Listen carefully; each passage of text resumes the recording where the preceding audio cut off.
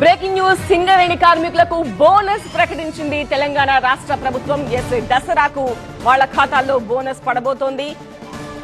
దసరా పండుగకు బోనస్ చెల్లించాలని తెలంగాణ ప్రభుత్వం నిర్ణయించింది. సింగరేణి లాభాల్లో 34% బోనస్ ఇస్తున్నట్టు సర్కార్ ప్రకటించింది. 819 కోట్ల రూపాయలు బోనస్ రూపంలో ఇవ్వనుంది. దీపావళికి మళ్లీ బోనస్ ప్రకటిస్తాము అంటున్నారు ముఖ్యమంత్రి రేవంత్ రెడ్డి.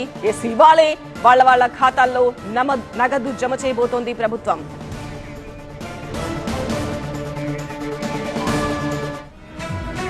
దసరా వచ్చింది, కానుక తెచ్చామంటూ సింగరేణి సిబ్బందికి బోనస్ ప్రకటించింది తెలంగాణ ప్రభుత్వం. శాశ్వత ఉద్యోగులతో పాటు కాంట్రాక్ట్ కార్మికులకు కూడా పండగ బోనస్ ఇచ్చింది. దీపావళికి కూడా బొనాంజా ఉంటుంది అంటూ తీపి కబురు చెప్పింది రేవంత్ సర్కార్. దసరా సందర్భంగా సింగరేణి కార్మికులకు రాష్ట్ర ప్రభుత్వం బోనస్ ప్రకటించింది. సింగరేణి మొత్తం లాభం 2360 కోట్లలో 34% అంటే 819 కోట్లు బోనస్ ఇస్తున్నట్టు ప్రభుత్వం ప్రకటించింది. రెగ్యులర్ కార్మికులకు 1,95,610 చొప్పున బోనస్ ఇస్తున్నట్లు డిప్యూటీ సీఎం భట్టి విక్రమార్క ప్రకటించారు. దీనివల్ల సింగరేణి కాలనీస్ లో ఉన్నటువంటి ఎంప్లాయీస్ ఒక్కొక్క ఎంప్లాయీకి 1,95,610 రూపాయలు ఈ సందర్భంగా పండగ సందర్భంగా పంపిణీ చేసే కార్యక్రమం ప్రకటిస్తా ఉన్నాం. కాంట్రాక్ట్ కార్మికులకు సైతం 5,500 చొప్పున బోనస్ ఇస్తామన్నారు భట్టి.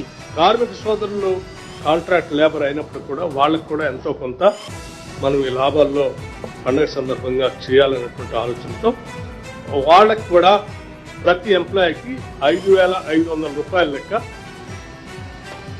5,500 రూపాయల లెక్క పంపిణీ చేసే కార్యక్రమాన్ని చేస్తాము.